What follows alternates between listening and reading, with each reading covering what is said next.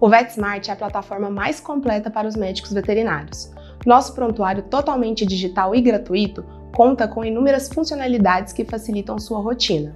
Temos cadastro facilitado do pet e do tutor, histórico de atendimento, lembretes automáticos de vacina, prescrição totalmente digital, calculadora de dosagem, lojinha online e até bulário com mais de 4.000 produtos para consultar durante a rotina. Você pode acessar pelo computador ou celular por meio dos aplicativos para CG, cães e gatos, ou BE, bovinos e equinos. É rápido e simples de se cadastrar. Não deixe de usar essa ferramenta no seu dia a dia.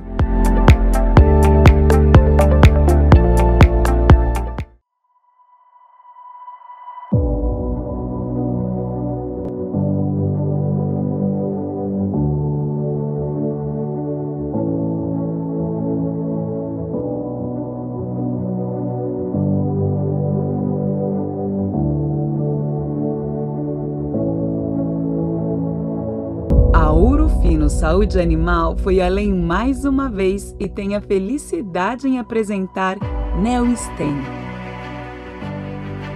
NeoStem é tecnologia elevada em terapia celular inovadora, diferente dos protocolos terapêuticos convencionais. NeoStem é linha de frente da ciência e tecnologia. É indicado para o tratamento de doenças importantes como osteoartroses, sequelas de sinomose e ceratoconjuntivite seca. E sabe o que tudo isso significa? Que a busca pela qualidade de vida dos pets está cada vez mais avançada. Logo, o cuidado por meio do carinho e proteção fortalece e não se mede esforços para cuidar das pessoas e das relações. Reimaginar a saúde animal é o nosso propósito.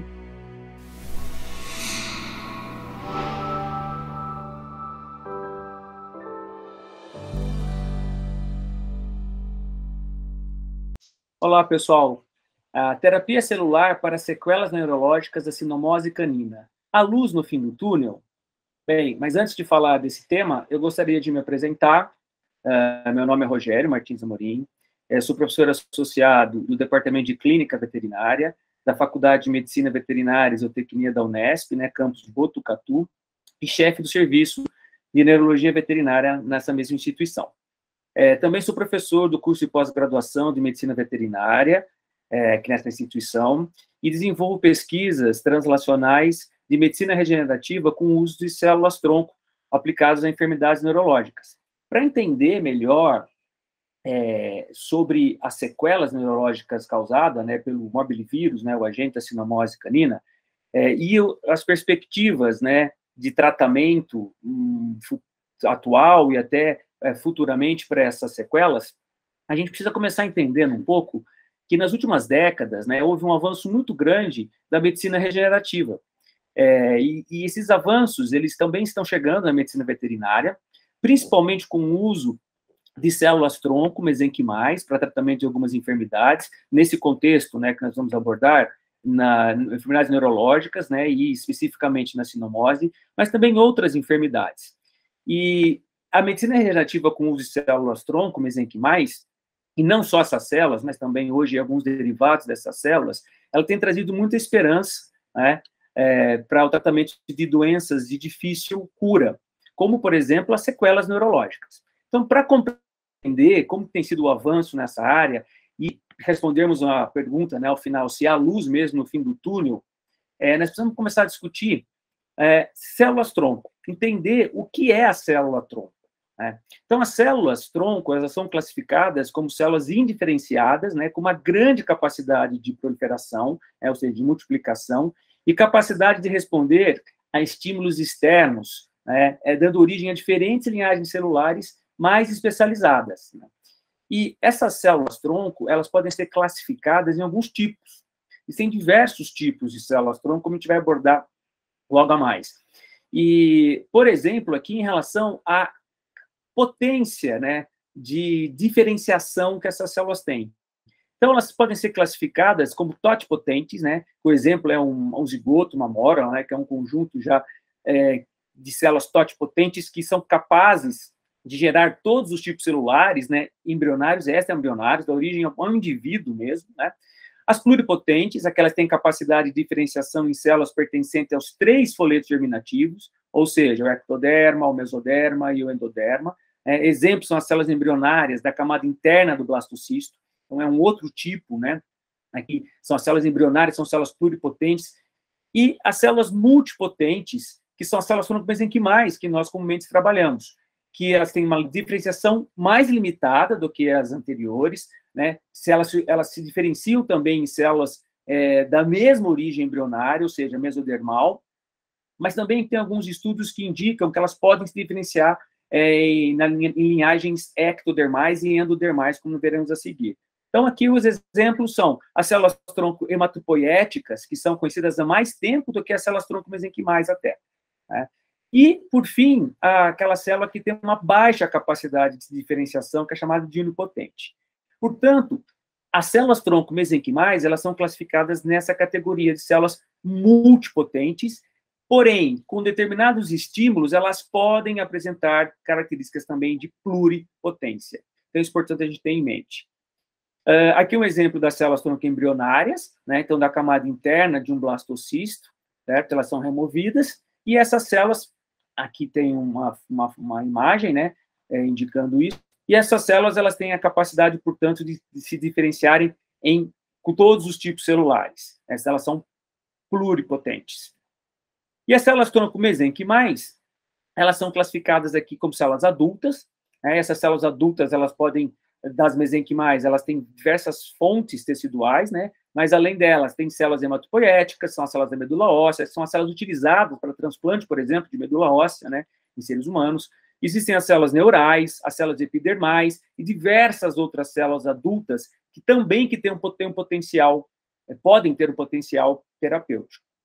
Mais recentemente, nas últimas décadas, discutiu-se o potencial das células fetais, também muito estudadas mais recentemente, aparentemente com um maior potencial, né, de diferenciação do que as células adultas, e as células de pluripotência induzida, chamadas IPS, né, que são geneticamente modificadas para adquirirem genes, né, de pluripotência e poderem se diferenciar também em todos os tipos celulares. Essas células são mais utilizadas principalmente em pesquisas in vitro, sendo que para os estudos de terapia celular, né, no contexto da medicina regenerativa, principalmente as células adultas, as células fetais, eventualmente algumas células embrionárias também são as mais utilizadas.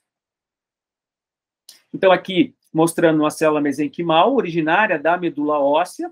Essa célula, ela naturalmente se diferencia, né, em células da mesma linhagem mesodermal, ou seja, tecido conjuntivo, cartilagem, gordura, osso, ok? Mas também ela pode se diferenciar sob estímulos apropriados, as células como neurônios, células da glia, células epiteliais, ou mesmo do endoderma, como células do intestino, fígado, pulmão.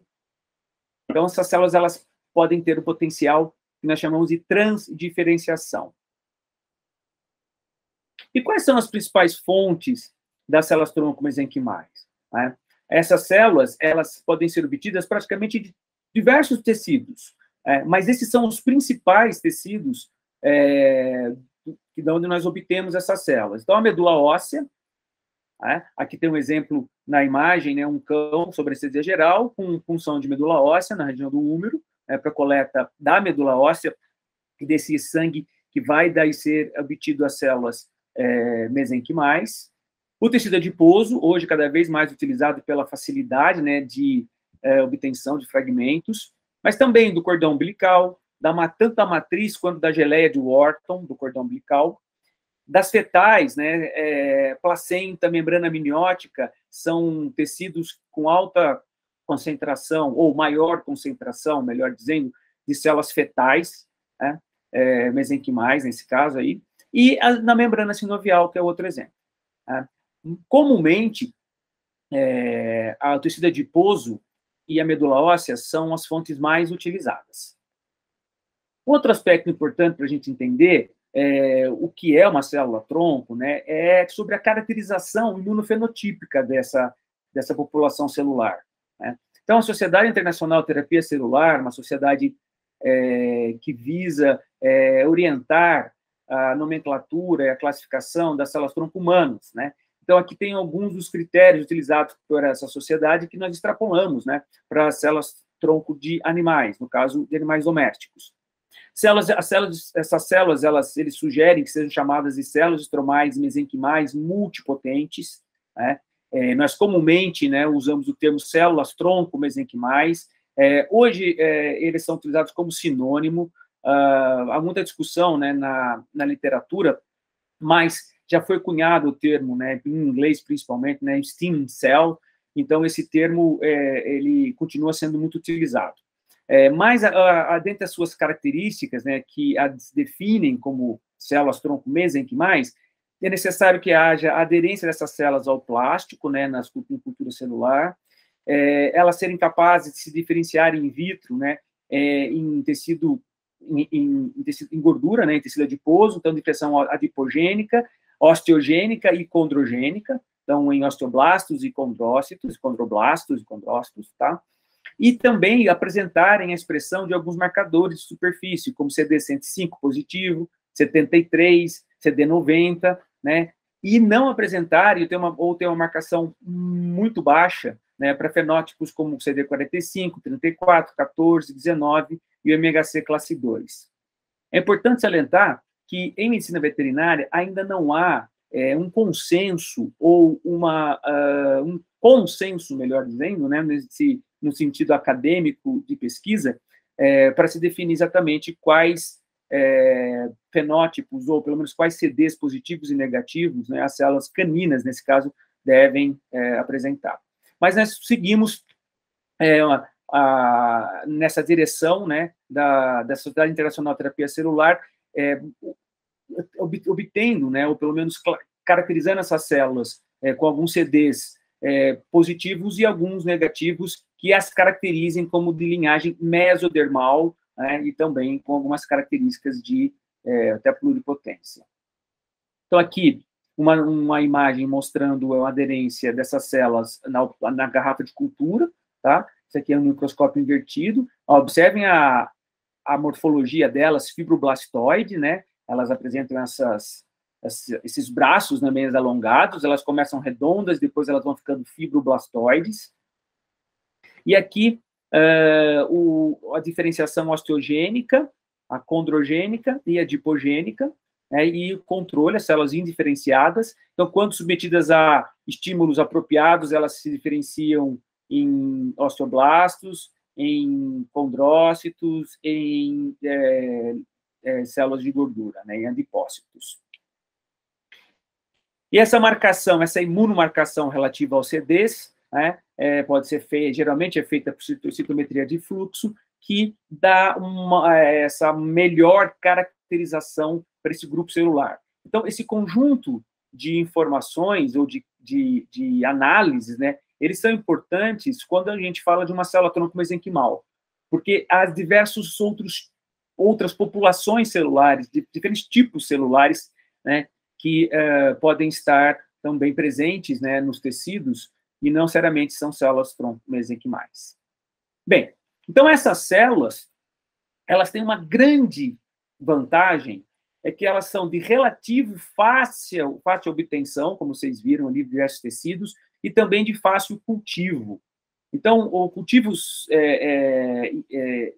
celular, né, que é feito em garrafas, obviamente, de serem necessários muitos cuidados quanto à contaminação, manipulação, a todos protocolos, né, sem dúvida nenhuma, em certa parte, até muito rigorosos para a produção dessas células, mas são células de fácil manejo, né? Diferente de outras células, por exemplo, como as células neurais, que elas morrem com muita frequência, é mais difícil, né, o cultivo e a expansão dessas células. Então, as células-tronco mesenquimais, elas são as mais usadas em terapia celular, mas principalmente, né, na medicina veterinária. Mas a terapia, para se falar em terapia celular, e aí nós passarmos, né, logo em seguida, a começar a relacionar isso, né, com as sequelas da sinomose canina, nós temos que entender também qual é o protocolo terapêutico que vai ser utilizado para o tratamento daquela sequela, nesse caso, sinomose, mas também de outras, né, com potencial tratamento de outras sequelas neurológicas ou enfermidades neurológicas. Então, o protocolo terapêutico, que eu mostro nessa imagem, ele vai depender de alguns fatores, né? O primeiro, por exemplo, é qual é, melhor dizendo, a fonte de obtenção dessas células tronco mesenquimais. Existem, como nós vimos, né, medula óssea, tecido adiposo, cordão umbilical, placenta. Será que a diferença entre essas fontes, em termos de eficácia de tratamento? Então, essa é uma pergunta que é posta, né, na área científica, né, para que estudos, né, tenham sido feitos nesse sentido, e mostra que há diferença entre elas, sim. Tá? Algumas tendem a ter, por alguns estudos, um maior potencial terapêutico do que outros. Okay? Outro aspecto que tem que ser pensado, né? Qual é a dose, né, que nós vamos utilizar dessas células? Qual a quantidade, né, de células que nós vamos utilizar para tratar aquela enfermidade? E a frequência também de tratamento. Ou seja, é uma aplicação única, vai ser feita uma aplicação a cada 15 dias, a cada 30 dias. Então, tudo isso tem que ser desenvolvido frente à enfermidade que você está tratando, né? Não dá para ter um protocolo para todas as enfermidades, né? Do meu ponto de vista, nós temos que desenvolver protocolos mais específicos, mais personalizados para determinadas enfermidades e para determinados indivíduos, né, que é a medicina regenerativa personalizada. É esse um pouco do conceito, tá? Outro aspecto é pensar se nós vamos utilizar células halogênicas, ou seja, são células caninas de doadores, né, que estão lá em bancos de células, ou vamos utilizar células autólogas, células do próprio paciente. É claro que há vantagens e desvantagens nas duas situações. Porém, em termos de terapia celular, hoje o que se mais utiliza são as células halogênicas, que são células de doadores, sadios, jovens. Então, são células, eu brinco, são células tronco mesenquimais felizes, né? Porque dependendo da idade do paciente, vamos pensar num cão aqui com uma sequela, um cão idoso com uma sequela de sinomose, e a própria sinomose já causou um grande prejuízo, né, ao organismo desse animal. Então, as células tronco desse paciente, elas, sem dúvida nenhuma, têm um potencial terapêutico inferior de um animal sadio. Então, essa é uma das vantagens, né? E a outra vantagem é que as células halogênicas, elas estando em banco de celulares, né, elas estão prontas para ser utilizadas, sendo que coletar células do próprio paciente, isolar, cultivar, nós precisamos aí em torno de 2 a 3 semanas, né, ou até mais em alguns casos, né, para obtermos essas células. Então, existem vantagens e desvantagens. E quais seriam as vantagens das células autólogas? Como são células do próprio organismo, elas têm um maior tempo de sobrevida quando transplantadas. As células halogênicas, elas tendem, né, a morrer mais rapidamente do que as células autólogas, que tendem a sobreviver mais tempo, né, quando transplantada. E também a via. Por qual via que esse transplante, né, ou será feito? Então, nós veremos a seguir algumas possibilidades, né, de vias de transplante que, dependendo da lesão, da enfermidade a ser tratada, ela pode ser ter um papel importante, né, em relação ao sucesso da terapia. Então, por exemplo, a via intravenosa é a mais utilizada, também a via intraarterial, a via intratecal, né, é aquela em que nós vamos depositar as células, aplicar as células no espaço subaracnoide, e intralesional ou perilesional. Tá? Hoje, em termos de terapia celular, o que se busca é a melhor via para aquela enfermidade e aquele paciente. Então, dependendo da manifestação clínica, pode ser que a intravenosa, uma manifestação mais sistêmica, né? A intravenosa, ela tem uma boa eficácia. A intratecal, nós temos utilizados mais no contexto de todas as enfermidades neurológicas, uma vez que nós facilitamos que essas células tronco já atravessem a barreira hematoencefálica. né? Elas podem se difundir pelo líquido e atingir o tecido nervoso com uma maior facilidade do que quando o transplante intravenoso, ou mesmo intraarterial.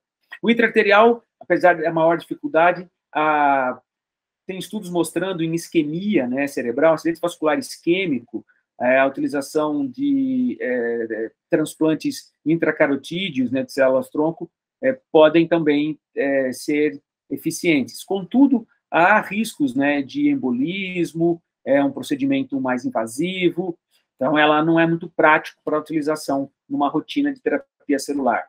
E a intralesional e peralesional, quando se fala em sistema nervoso central, é mais complexo, né, porque exigiria procedimentos mais invasivos, mas existe sim, né, um certo conceito, vou chamar dessa forma, de que quanto mais é o paradigma, né, quanto mais próximo você transplanta as células, mas quanto mais próximo da lesão você coloca essas células-tronco, melhor pode ser, mais eficaz pode ser o seu tratamento. Mas isso tem sido muito discutido, mas ainda existe um pouco essa visão de que quanto mais próximo possível da lesão você entregar aquela quantidade de células-tronco, o tratamento pode ser mais eficaz, os efeitos podem ser melhores. Mas um outro aspecto que é muito importante da gente frisar é de que quando nós falamos de células-tronco, nós não estamos falando apenas, né, dessa capacidade que nós citamos anteriormente de diferenciação em diversos outros tipos celulares, né, mas estamos falando principalmente da capacidade dessas células de produzirem substâncias terapêuticas. Tanto é que um dos descobridores, né, das células-tronco mesenquimais, ele acaba, o Kaplan, né, ele acaba sugerindo depois, né, de 2 décadas, 3 décadas, quando se começou a discutir a nomenclatura, né, se célula-tronco mesenquimal era melhor do que célula estromal mesenquimal multipotente, ele sugeriu também o nome de células medicinais, né, que também não colou, né, então continua células-tronco mesenquimais a mais utilizada. Mas eu gosto da ideia porque reflete exatamente o principal papel, o mecanismo terapêutico dessas células, que é de produzir, é uma fábrica de medicamentos. Né? Nós temos que pensar que essas células-tronco, quando nós utilizamos como num transplante, nós estamos colocando naquele paciente, né, aplicando naquele paciente microfábricas, né, de medicamentos. E essas células, elas têm esses efeitos, né, aqui listados, né, tem o efeito parácrino, né, onde ela secreta não só substâncias solúveis, mas também microvesículas, né, cheia de substâncias de RNA, né, que tem um efeito regenerativo, tem esse efeito muito potente, né, muito buscado, né, para a terapia celular, que é o efeito imunomodulador, e é esse efeito que a gente vai discutir aqui bastante, né, que é um dos principais potenciais, né, dessas células para o tratamento da sequela de sinomose. O efeito regenerativo, né, não só no sistema nervoso, neuroregenerativo, né, mas também regenerativo para outros sistemas, né, pela produção e liberação de fatores tróficos como um todo. E tem também trabalhos que mostram a importância dessas células como suporte físico, principalmente no sistema nervoso central, por exemplo, em lesões raquimedulares, ou lesões de medula espinhal, inflamatórias que sejam, por exemplo, também, né, como sequela de sinomose, essas células elas podem adquirir um papel de suporte físico para que os axônios, né, as fibras nervosas, consigam um suporte para se regenerarem. Né? Então, há estudos de animais de laboratório, né, mostrando que elas também podem ter esse papel. Mas o principal papel delas, terapêutico, está relacionado com esse efeito parácrino, imunomodulador e regenerativo. Então, essa figura traz um pouco uma visão geral sobre esses efeitos, né, neuroregenerativos, agora vamos focar mais no sistema nervoso, né, das células tronco mesenquimais. Então, por exemplo, as células tronco mesenquimais, elas inibem a apoptose. Então, quando tem uma lesão, o microambiente, né, ele fica favorável à apoptose, e há uma perda, né, em cadeia, né, de grupos celulares. Então, as células tronco mesenquimais, elas inibem a apoptose, favorecendo, portanto, a regeneração tecidual. Elas também inibem daí o nome imunomodulação. Aqui eu acho que é um conceito importante de entender, é que a imunomodulação significa que às vezes estimula e às vezes inibe também. Não é só estimula ou só inibe. Então, nesse caso específico, as células tronco-mesenquimais, elas inibem as células T, principalmente a proliferação dos linfócitos T, e inibem também a ativação das células dendríticas. Com isso, elas diminuem a inflamação. Okay? Mas, por outro lado, nós veremos, né, elas também estimulam, né, citocinas anti-inflamatórias. Então, elas também estimulam o sistema imune, células imunológicas, a produzirem, né, citocinas anti-inflamatórias. Elas estimulam, por exemplo, a micróglia, né, se transformar, né, micróglia M1 para M2, assim como existem macrófagos, né, a micróglia é o macrófago do sistema nervoso central, então, a ativação de macrófagos, na fase M1, eles são inflamatórios, né, e na fase M2, eles têm um fenótipo mais anti-inflamatório, né, que, como protetor. Então, estimula que eles se tornem anti-inflamatórios. Liberação de fatores tróficos, né, que é representado tanto por substâncias solúveis, né, aí fator neurotrófico, fator, por exemplo, BDNF, NGF, e depois fatores como VGF, fatores neurotróficos e tróficos em geral, e também microvesículas, né, com RNA mensageiros, com peptídeos, né, que também têm efeitos positivos no processo de regeneração. Na angiogênese, então, fatores como VGF, né, para melhorar a angiogênese e restabelecer, né, a circulação sanguínea naquela área lesada. A modulação, é melhor do que a ativação, a modulação de astrócitos. Nós veremos que aí na sinomose, o vírus, ele vai infectar astrócitos, né? Ele vai ativar, por isso, astrócitos, e aqui tem uma modulação, elas podem modular os astrócitos, né? Também estimulando a neurogênese, melhorando esse microambiente, estimulando a neurogênese e estimulando as sinapses, né? A remilinização axonal e sinapses, né? Sinaptogênese. Então, tem aqui vários efeitos que essas células podem ter no sistema nervoso enquanto processos estimuladores de processos neuroregenerativos. Mais um pouquinho sobre esse papel imunomodulador dessas células, agora mais especificamente nas células imunes. Então, essa figura, reparem, aqui nós temos no centro as células tronco-mesenquimais, né? E elas atuam nos linfócitos T, por exemplo, diminuindo a proliferação desses linfócitos, diminuindo a secreção de interferon, diminuindo CD8, aumentando a interleucina 4. E isso é mediado, né, por citocinas liberadas por essas células tronco, como PGE2, TGF-beta, HGF, aqui já fator de crescimento, né, óxido nítrico, IDO. Então, são substâncias que elas liberam que modulam, né, os linfócitos T, modulam os neutrófilos. Então, estudos, né, em diversas outras espécies mostram, principalmente pela secreção de interleucina 6, então diminui a apoptose neutrófilo, diminui a explosão respiratória, tá? Aí aumenta, no caso de macrófagos, né, estimulação de macrófagos, aumentando citocinas anti-inflamatórias, como a interleucina 10, e diminuindo as inflamatórias, como o TNF-alfa e o interferon gama. Atuam, por exemplo, nas células dendríticas, né, imaturas, né, fazendo com que essas células se tornem mais maduras, inibindo, por exemplo, o MHC2, aumentando a síntese de interleucina 10, diminuindo o interferon gama, dentre outras aqui, ó, alterações, né, modulações que as células tronco podem desempenhar nas células dendríticas, né, mediadas por essas citocinas e fatores tróficos. A mesma coisa em células natural killers, é importante, principalmente nas doenças tanto infecciosas como também nas doenças autoimunes, né, imunomediadas.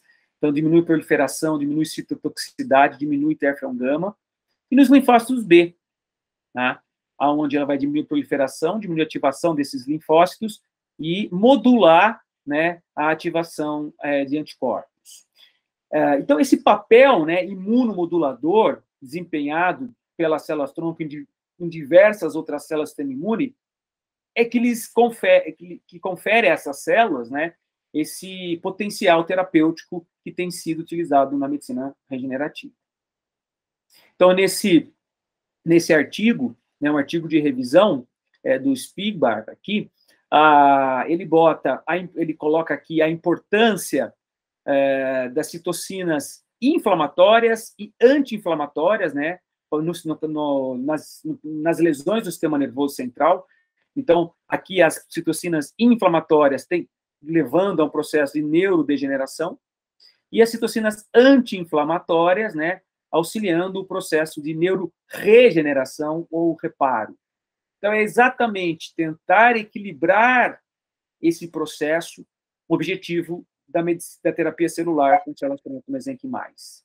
Então, para dar exemplos aqui, né, da capacidade imunomoduladora das células tronco-mesenquimais, que nós vimos anteriormente, como pode ser importante, né, atuando em células T, em H1, né, que tendem, né, a apresentar um maior potencial da neuroregenerativo, inibindo aqui a TH17, aqui é inibindo o TH1 e estimulando o TH2, né? O TH1 é o contrário, o TH1 é mais inflamatório, o TH2 o 1 sempre é mais inflamatório, né? O M1 do macrófago é mais inflamatório, aqui o linfócito TH1 é mais inflamatório. Então, inibindo o TH1 e estimulando o TH2, inibindo o TH17, estimulando os linfócitos T regulatórios, e por meio de citocinas. Então, é esse processo que essas células têm uma grande capacidade de desenvolver. E aí é o grande potencial terapêutico delas, mais até, segundo muitos autores, do que a capacidade delas se diferenciarem em células do próprio tecido, como no caso neurônios, ou astrócitos, oligodendrócitos, ou células de Schwann, para ficar no sistema nervoso central. No sistema nervoso, porque o Schwann também no sistema nervoso periférico. Então, o potencial terapêutico das células tronco está relacionado com essa capacidade de imunomodulação. E a sinomose canina? Onde que entra a sinomose canina nessa história? Bom, a sinomose canina, como todos vocês sabem, é uma doença relativamente comum, né, principalmente em animais não vacinados ou com falha vacinal. Então, eu falo que é uma doença ainda, né, relacionada à camada mais pobre da população, em que não oferecem, né, não tem condições, às vezes, de oferecer, né, uma cobertura vacinal adequada, né, para o seu animal. Mas ainda casos em que há falha dessa cobertura vacinal, né, alguns animais, mesmo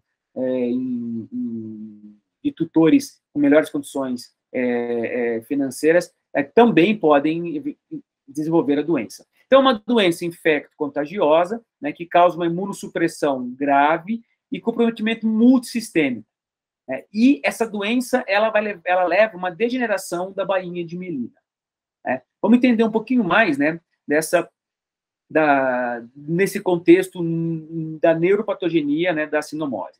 Então, todos nós sabemos que ela tem um prognóstico preservado ou desfavorável, muitos animais vêm a óbito, e que o principal tratamento, até alguns anos atrás, ainda era um tratamento de suporte. E a prevenção, sem dúvida nenhuma, com a vacinação, é a melhor opção. Né? Prevenir sempre é melhor do que, no caso, tratar. Então, a utilização, né, de vacinas contra a sinomose ainda é a melhor forma de evitar essa doença. E entender a fisiopatogenia da doença é importante para que a gente possa entender o porquê da utilização da terapia celular, no caso das células tronco-mesenquimais, para tratar as sequelas, né, ou a sinomose canina. E também criar protocolos de tratamento para diminuir essas sequelas. Eu acho que ainda há espaço, não só para a sinomose, como para outras doenças neurológicas também, em que a terapia celular pode ser favorável. Então, entendendo um pouquinho da patogenia, né, da sinomose, ela é transmitida, né, o vírus, o morbilivírus, né, ele é transmitido por gotas aerossóis, secreções respiratórias, pela urina e fezes, né, contaminadas. Isso ele infecta, né, o trato respiratório superior, né, no caso de aerossóis, essas secreções respiratórias, e ele vai ser fagocitado ali por macrófagos, né, e vai se disseminar pela via linfática regional. 2 a 4 dias, né, ele já parasita, já infecta, melhor dizendo, tonsilas e linfonodos bronquiais, né, retrofaríngicos, então o vírus já se dissemina localmente, né? 4 a 6 dias ele já atinge outros órgãos linfóides, né, onde já se consegue obter daí um título viral, né? Esse paciente já apresentaria algum título contra esse vírus, caso tivesse ali uma boa imunidade. 8 a 10 dias ele se replica ainda no medula óssea, baço, timo, linfonodos mesentéricos, células ao redor dos vasos pulmonares, né, células bronquiais, células de Kupffer, várias células do organismo. É uma grande replicação viral, onde tem o primeiro pico febril e intensa leucopenia. Então, aí em torno de 8 a 10 dias, esse vírus infectou esse animal, né, se multiplicou localmente, tecidos linfóides, se difundiu mais por vários outros órgãos linfóides, essa grande replicação viral gera um primeiro pico febril e essa leucopenia, né, que é observada na infecção aguda. E aí depois ele vai para diversos outros órgãos e tecidos, né? E como é um vírus que ele tem um tropismo por células epiteliais, né, e pelo sistema nervoso, as células do sistema nervoso são células originárias do ectoderma, né? Então ele tem um citropismo pelas células também do sistema nervoso, ele causa, então, essa encefalomielite, né, que é a forma nervosa, né, da sinomose, que é onde nós vamos discutir mais. Vamos abordar mais a forma nervosa, né?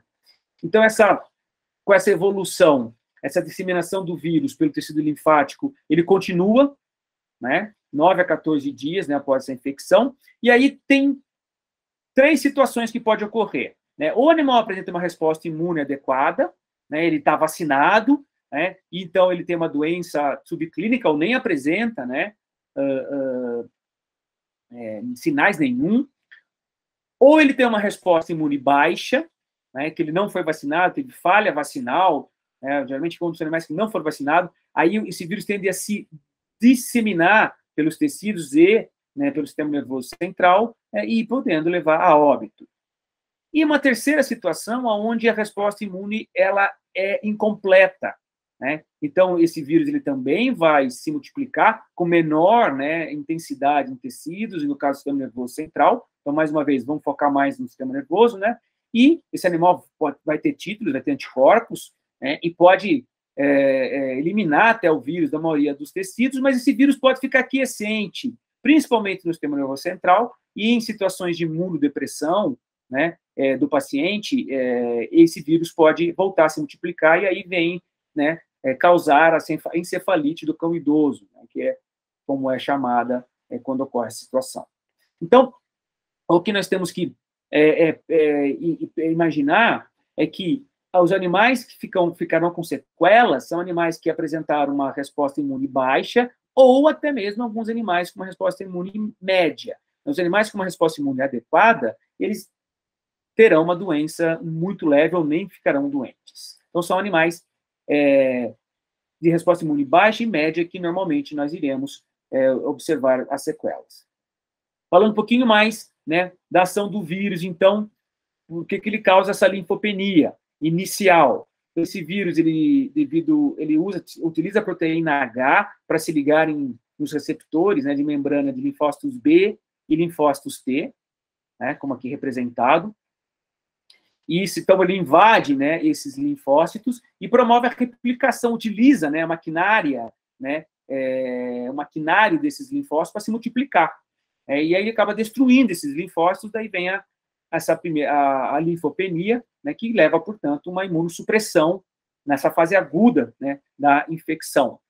E essa imunossupressão também, né, vai atingir macrófagos, né, monócitos. Aqui os macrófagos diminuem a produção de interleucina como a 1 e a 10, que são citocinas anti-inflamatórias importantes, a 10 principalmente, né, uma citocina anti-inflamatória importante aí para a modulação da resposta. Então, o animal vem de uma imunossupressão, né, aí tem aumento de algumas citocinas, né, como a PGE2, também, que vai levar à inibição da secreção de fatores dos linfócitos TH1 e TH2, reduzindo a apresentação do antígeno, né, de monócitos, e diminuindo a ação dos linfócitos B. Então, nesse primeiro momento, o vírus ele faz com que o sistema imune ele desencadeia no sistema imune uma imunossupressão, né, para que ele não seja combatido, né? Ou seja, o sistema imune do paciente ele não consegue reagir, né, àquela infecção, produzindo, nesse caso aqui, anticorpos, ou mesmo pelos linfócitos B, né, ou mesmo uma imunidade celular, né, pelos linfócitos T. Então, essa produção de anticorpos ela vai estar prejudicada devido a essa ação inicial da viral, né, levando à imunossupressão. Porém, né, essas células, né, o vírus, né, da sinomose canina, ele depende também da sua virulência, né, e do estado, né, que nós acabamos de ver, do hospedeiro. Então, a condição imunológica do hospedeiro interfere muito nessa infecção. E também existem variedades de tipos virais, né, alguns mais patogênicas do que outras, né, e esse tropismo viral de cada estirpe também varia, né, levando a uma maior, né, infecção do sistema nervoso, né, do que em outras situações, assim como a intensidade, né, do quadro clínico patológico. Então, a idade do hospedeiro e, como a gente acabou de dizer, a eficiência do sistema imunológico vai influenciar bastante nessa neuropatogenia, nesse processo todo. Então, quando o vírus ele se dissemina e ele chega no sistema nervoso, ele vai chegar, né, pela via hematogênica, a principal via, né, de infecção do sistema nervoso nesse caso, e aí ele, devido à quebra da barreira hematoencefálica, pelo processo inflamatório, devido à vasculite, há uma maior permeabilidade, e esse vírus consegue, portanto, passar pelas células ependimárias, né, devido a essa quebra, pelo espaço subaracnoide, ele se difunde pelo sistema nervoso central, então encéfalo, medula espinhal, né, pode se concentrar, como a gente disse, dependendo da estirpe, mais em geral se difunde, e vai lá infectar astrócitos, né, também promovendo uma ativação e ativando o processo inflamatório, né, desses astrócitos. E aqui nas células do plexo coroide, e também células ependimárias, né, ele infectando essas células, ele também causa destruição dessas células, aumentando a permeabilidade, portanto, dessa barreira hematoencefálica. Então, assim, ele causa uma encefalomielite, né? Mas tem uma outra via que ele pode atingir o sistema nervoso central, que é a via através do nervo olfatório. Ela é menos comum, né, mas o vírus iria através da mucosa olfatória, aqui representado o bulbo olfatório, então infectar as células. Lembra que a gente falou que ele é um vírus que gosta de células epiteliais, né? E no caso também de células do sistema nervoso, células nervosas. Então ele se liga muito a essas células, né? E infecta essas células e através dela ele promove a neuroinvasão diretamente aqui através do bulbo olfatório. É o que representa um pouco essa imagem. Então as células aqui, os dendritos dos neurônios olfatórios, né, e as células epiteliais respiratórias, né, entram pelas células epiteliais respiratórias, chegam nos dendritos dos neurônios olfatórios e se disseminam ali pelo encéfalo, enfim, pelo sistema nervoso. Tá? A transição do vírus entre as células nervosas e o epitélio respiratório ocorre principalmente aqui nessa região, né, do bulbo olfatório, que daí, como a gente viu, se dissemina. Bom, a partir desse ponto, começa um processo que é o processo de desmelinização. Então, o que esse vírus faz no sistema nervoso? Ele tem uma atuação inicial, né, do próprio vírus infectar as células, mas também ativando a resposta inflamatória, né, de micróglia, de astrócitos nesse sistema nervoso. E esse processo inflamatório caminha para uma desmelinização, porque também vai afetar, né, oligodendrócitos, né, produtores, portanto, de mielina, que é o que nós vamos visualizar aqui nesse slide. Então, tem as duas fases dessa desmelinização, né? Então, tem essa destruição direta do vírus, né? Alguns autores dizem que essa ação direta do vírus ela nem é a mais importante, né? Mas vai levar, então, a essa degeneração dos oligodendrócitos, portanto, da bainha de mielina. Então, a desmelinização pela ação direta do vírus. E a desmelinização pela ação do sistema imune, ativado pelo vírus. É essa fase que é uma fase que dura mais, é uma fase mais duradoura, de maior estrago daí, porque esse processo inflamatório, aí nós chamamos aqui de de uma lesão, né, ou uma doença neuroimune, ela se propaga, né, pelo encéfalo e ou medula espinhal. Então, isso agrava e acelera a destruição da mielina, que são sinais, né, muitos dos sinais neurológicos que nós observamos, né, e vamos discutir logo mais na sinomose, são decorrentes já da ação dessa fase, porque muitas vezes nós recebemos esses pacientes com 2, 3, 4 semanas, né, de evolução, quando eles não morreram antes.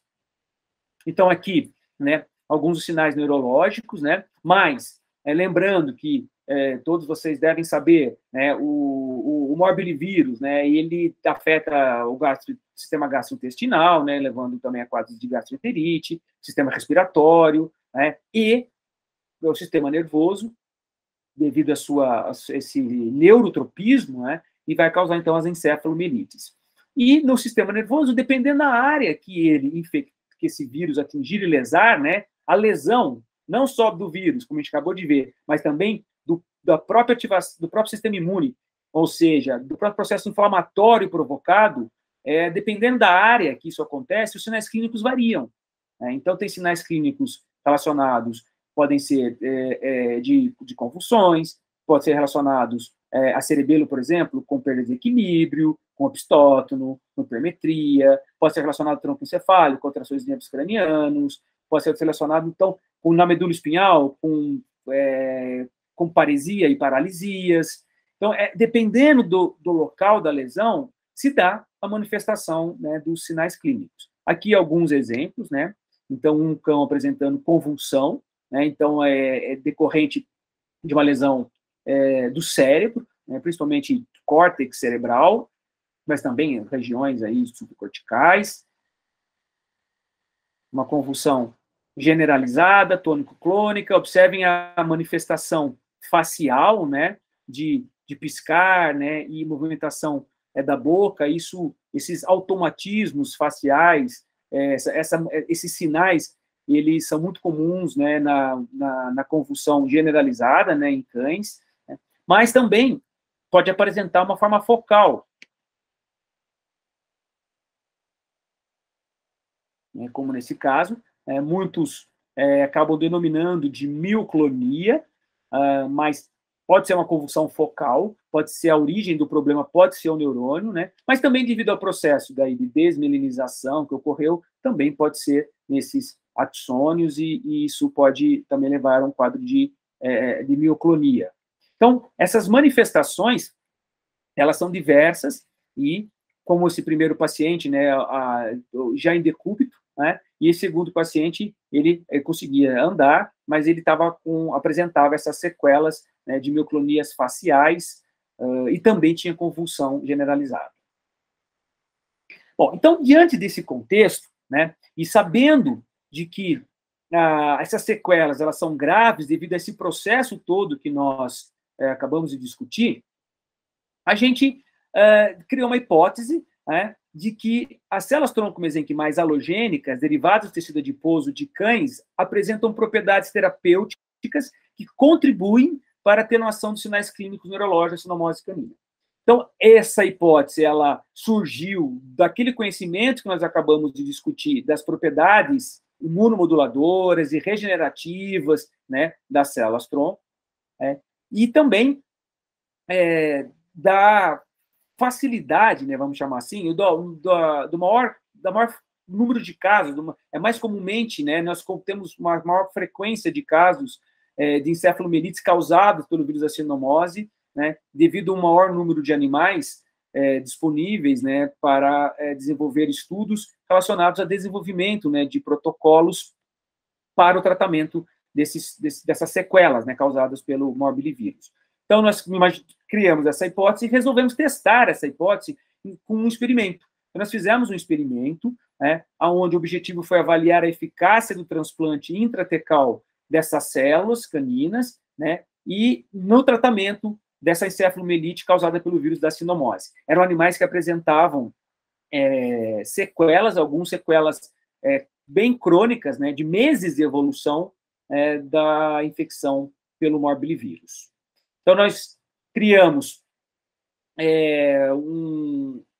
uma metodologia onde inicialmente, nós faríamos um diagnóstico de animais suspeitos, né? Então, o M0 é o diagnóstico por meio de PCR dos animais suspeitos, né? Com sinais clínicos, com histórico e sinais clínicos compatíveis com encefalomielite, né? Aí era realizado o exame físico completo, uma avaliação neurológica, hemograma e bioquímica sérica desse paciente nesse momento, né? Logo em seguida, era realizado uma imagem de ressonância magnética do encéfalo, desse encéfalo ou medula espinhal, aonde, né, nós havíamos feito a neurolocalização, né, da lesão. Nós sabemos que as lesões são multifocais, né, mas muitas vezes a gente optava pelo local e a manifestação clínica era mais evidente. Então, fazíamos um exame de ressonância magnética, coleta de líquor e o transplante das células tronco-mesenquimais pela via intratecal.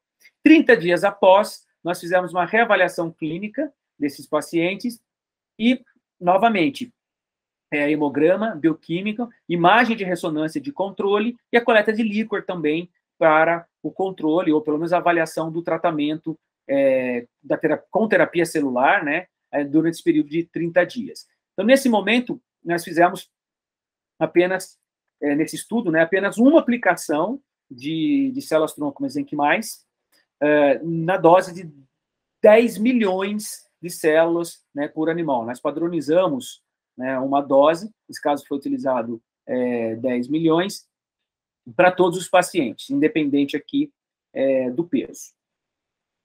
E o que a gente também avaliou? Nós criamos uma escala de avaliação de exame neurológico, chamada de escala de neurodeficiência, onde o menor score é um animal normal, né, e quanto maior for o score, pior é a gravidade do quadro neurológico. Então, aqui o normal 0, 1, 2, 3 e 4, muito grave. Então, quanto maior for aqui o score, maior é a gravidade da lesão.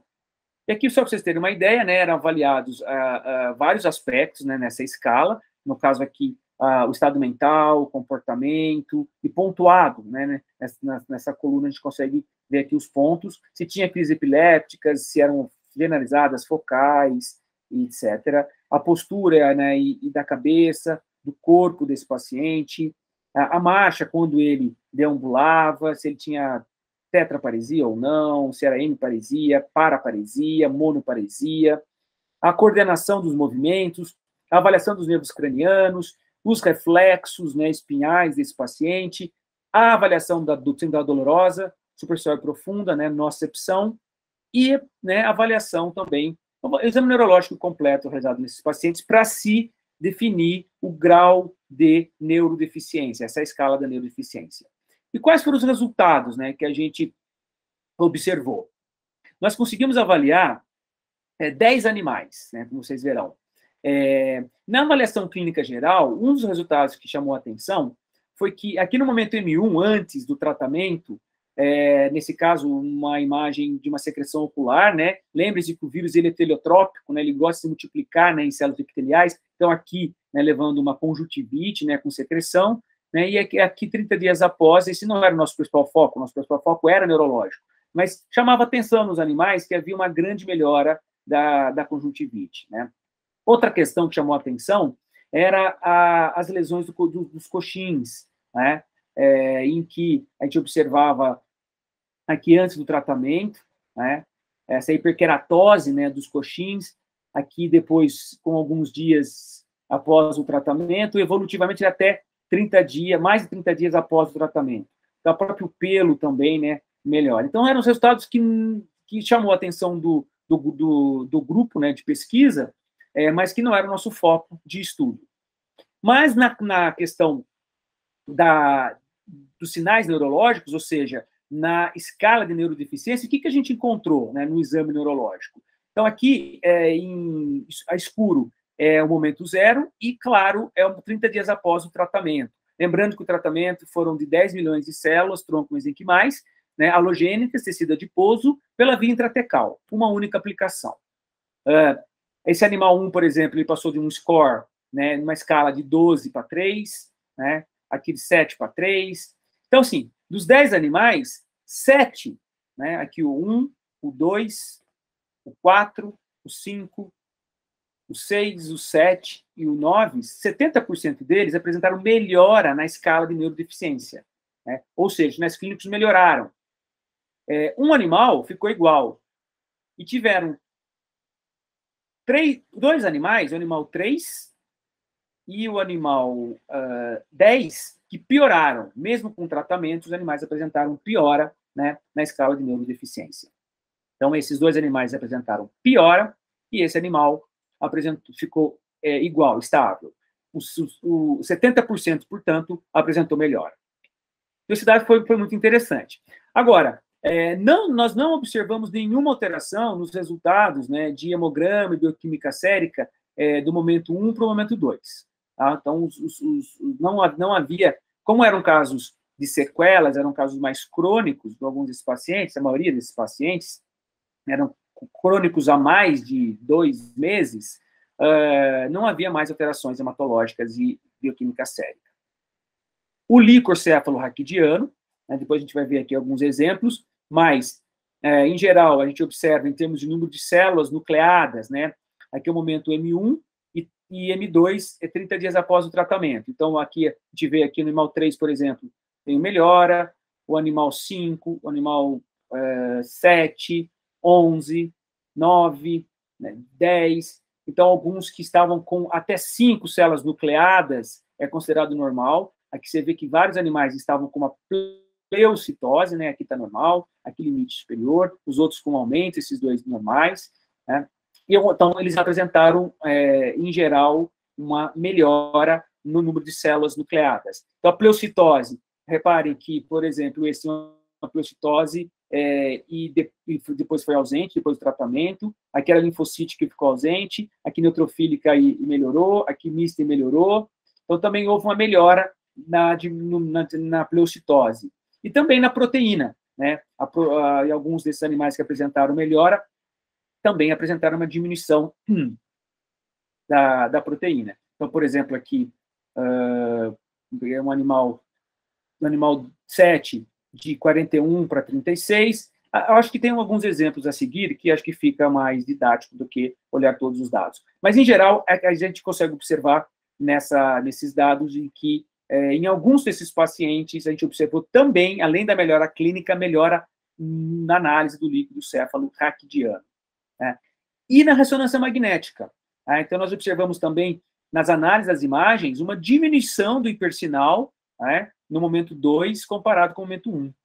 Vamos pegar alguns exemplos, né, para ficar mais didático. O animal 5. Tá? Então, um resumo do exame neurológico, ele apresentava o estado mental estava normal nos dois momentos. Vamos ver que estava alterado.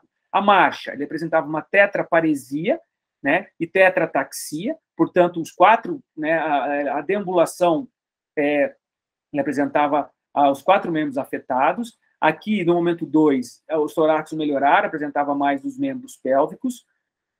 Na coordenação, aqui base ampla e mioclonia, depois ficou só mioclonia. Os reflexos estavam aumentados, passaram a normais, e o resto se permaneceu igual. Tá? Aqui tem um vídeo do momento 0, vamos dar uma olhada nos sinais clínicos que ele apresentava, aqui mostrando, então, a propriocepção presente nos membros pélvicos, né, desse paciente, né, do lado esquerdo. E o déficit proprioceptivo nos membros torácicos, a fraqueza também ali.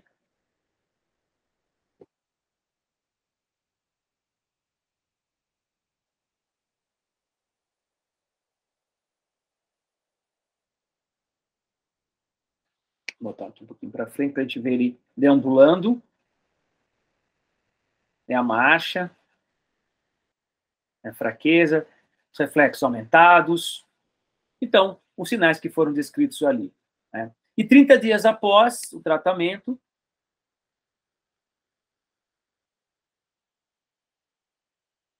então, já a propriocepção presente, né, nos membros torácicos, aí o próprio tutor não está adequadamente posicionado, né, mas E a marcha, muito melhor do que 30 dias atrás, né? Já não tem mais quedas, né? Ainda apresenta uma discreta paresia, reparem, né? Quando ele acelera a marcha, mas, sem dúvida nenhuma, muito menos parético do que anteriormente. Okay? E essas são as imagens de ressonância magnética, né? Aqui em T1, com contraste, a gente já percebe uma certa amostra, um hipersinal. 30 dias após, esse hipersinal não estava mais presente. A mesma área, né, em T2, né, mostrando aqui uma região de hipersinal, principalmente no canal central, né, da medula espinhal, a diminuição desse hipersinal 30 dias após, e no flare, também uma área de hipersinal, a mesma área, e a ausência desse hipersinal 30 dias após. Então, nesse caso, nós observamos melhora clínica, melhoras no exame do líquor e também radiológica, no caso aqui, ressonância magnética. Então, aqui no líquor, animal 5, ele passou de 31 células para 2, a pleocitose presente desapareceu e estava com 69,6 de proteína e foi para 38,1, bem próximo já do normal. Okay? Um outro exemplo é o animal 7. Esse animal, ele apresentava também uma tetrataxia, na alteração de marcha, uma ampla base, tremor de intenção, hipermetria. 30 dias após, né, não tinha mais tetrataxia, a hipermetria já era discreta, não tinha mais um nistagmo vertical, não tinha déficit proprioceptivo. Então, houve uma melhora clínica desse paciente. Vamos aqui ver também alguns sinais nos vídeos. O nistagmo, a marcha, uma certa paresia ali, que ele a dificuldade, né, de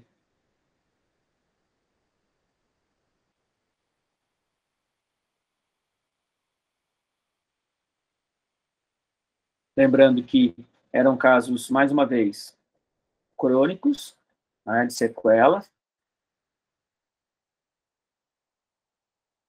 apresentavam déficits proprioceptivos.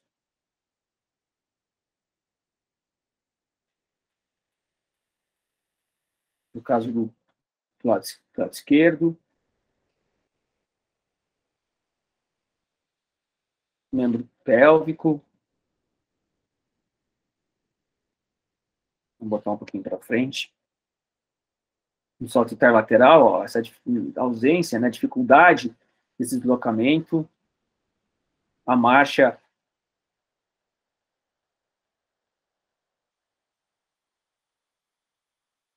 ele tenta pular, né, tem paresia, tem uma certa fraqueza, né, tem uma dificuldade de equilíbrio, reparem, né, a base mais ampla, aí ela está oferecendo a água, né, para ver, mas ele não teve interesse ali.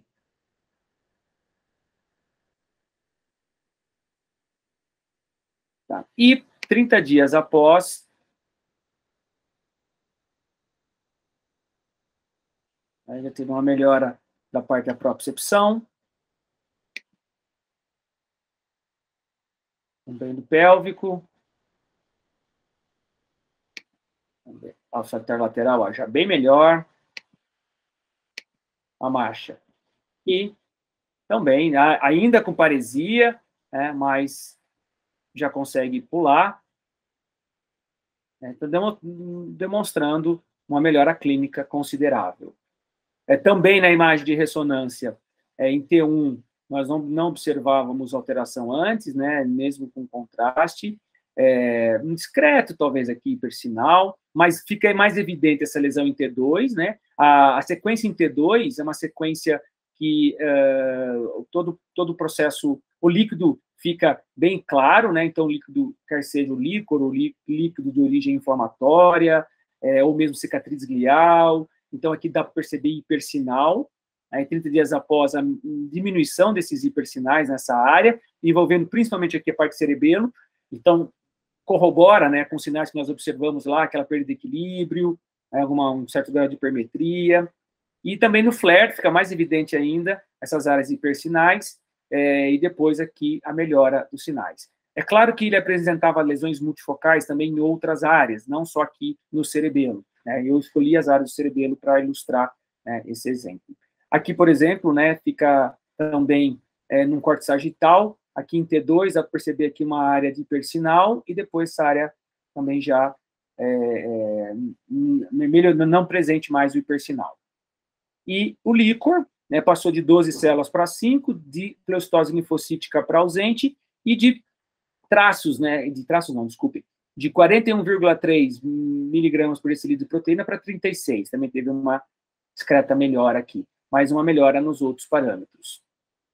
E, por fim, o animal 9, que foi o animal que teve a melhor resposta ao tratamento. Era um paciente que estava em decúbito, sem andar, já há mais de 6 meses. Ele estava resgatado, né, por uma ONG numa cidade vizinha, e aqui ele apresentava, então, desvio de cabeça, tetraparesia, mioclonia, os reflexos, nervos cranianos alterados, reflexos espinhais aumentados, déficit proprioceptivo, e depois de 30 dias do tratamento, né, 30 dias após o tratamento, a gente já não via mais desvio de cabeça, ele não tinha mais tetraparesia, mas tinha ainda uma tetraataxia, mas melhorou muito a parte motora, não apresentava mais mioclonia, né, alguns desequilíbrios, os nervos cranianos estavam normais, reflexos normais, e ainda tinha déficit em membro pélvico, o resto estava normal. Então, aqui o paciente, antes do tratamento, mostrando que ele apresentava estrabismo, né, que são alterações de pares nervos cranianos, nesse caso, estrabismo aqui, ventromedial, né? Ventral, com certeza, aqui mais ventral, um estrabismo mais ventral, desse globo desse olho, os reflexos presentes, tônus parece aumentado, aqui o reflexo músculo cutâneo aqui está normal, vou botar um pouquinho para frente, propriocepção, ausente,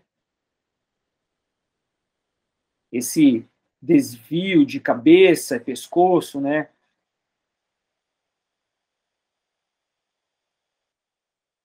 Tem desvio lateral de cabeça, mas também tem um giro do pescoço, essa fraqueza intensa.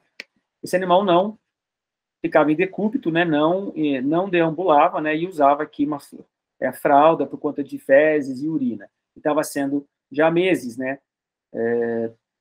Tratado assim. 30 dias após, né, nós observamos já uma melhora do reflexo óculo-cefálico.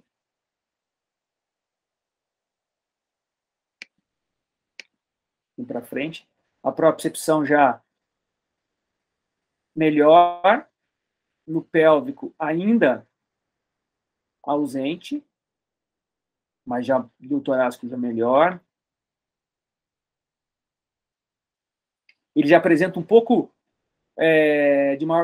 de força, né, de mais tônus para se sustentar, né, de pé. Já tenta, né, andar, né, com a melhora, né, da motricidade dos torácicos também, ele se arrasta mais, consegue quase ficar de pé, reparem.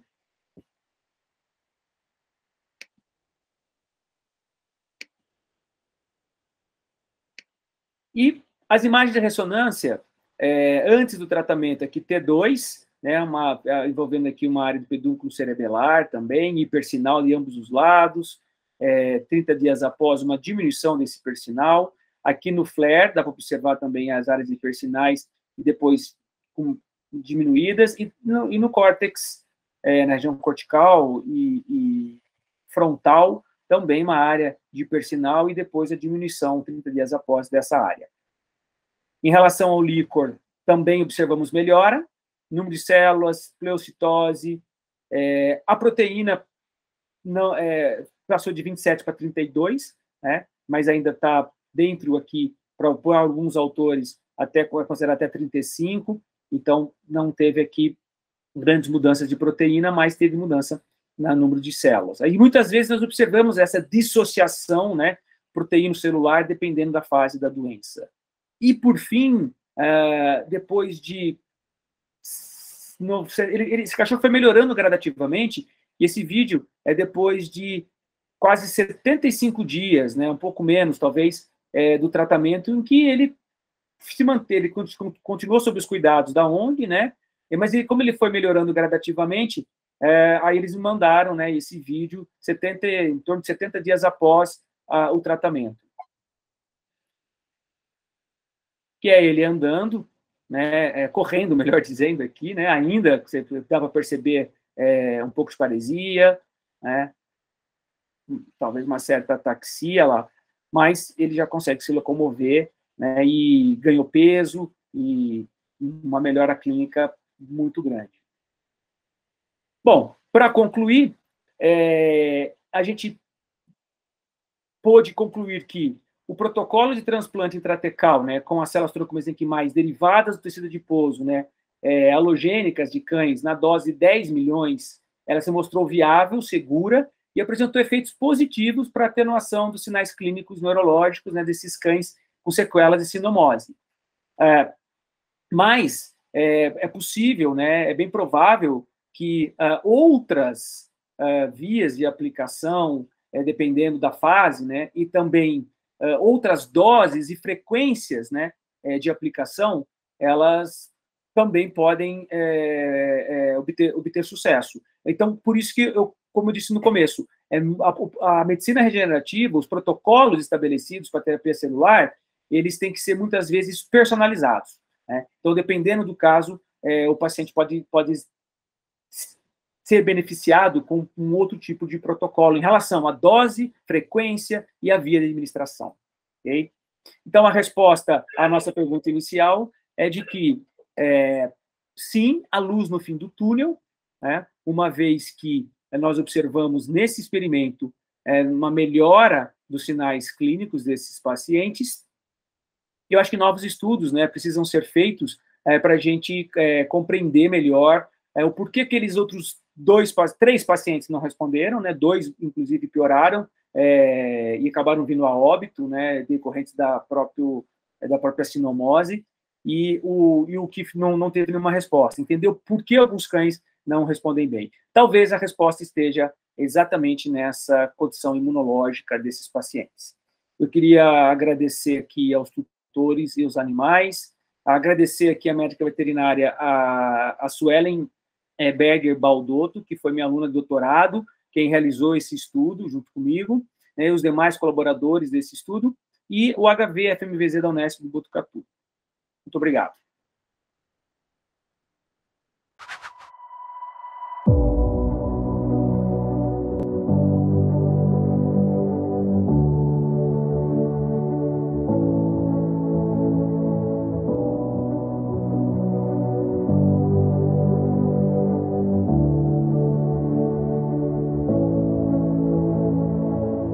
Ouro Fino Saúde Animal foi além mais uma vez e tem a felicidade em apresentar NeoStem.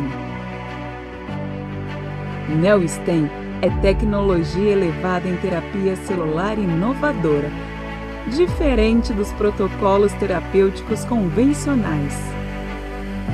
NeoStem é linha de frente da ciência e tecnologia. É indicado para o tratamento de doenças importantes como osteoartroses, sequelas de sinomose e ceratoconjuntivite seca. E sabe o que tudo isso significa? Que a busca pela qualidade de vida dos pets está cada vez mais avançada.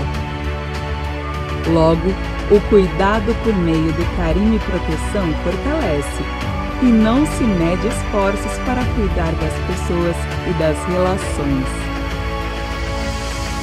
Reimaginar a saúde animal é o nosso propósito.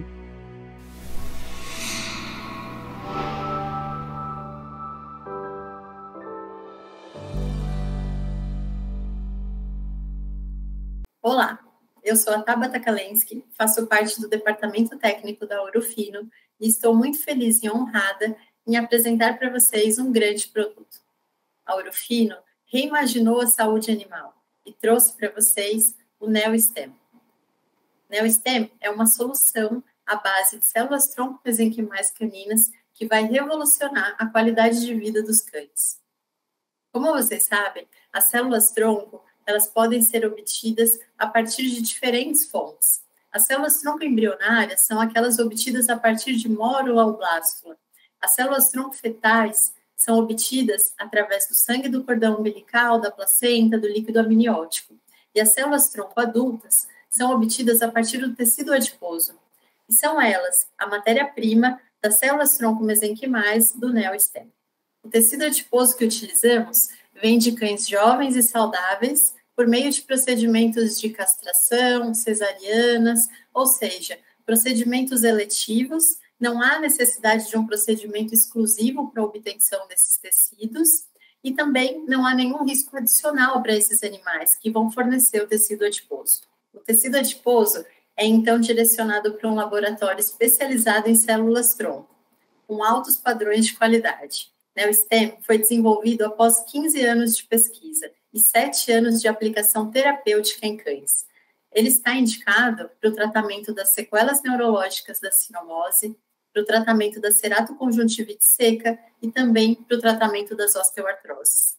As células-tronco mesenquimais de NeoStem agem por meio de 2 mecanismos principais de ação. O primeiro deles é a reposição celular, também conhecida como ação autócrina. E esse mecanismo está relacionado com a capacidade das células-tronco mesenquimais em se diferenciarem em alguns tipos celulares.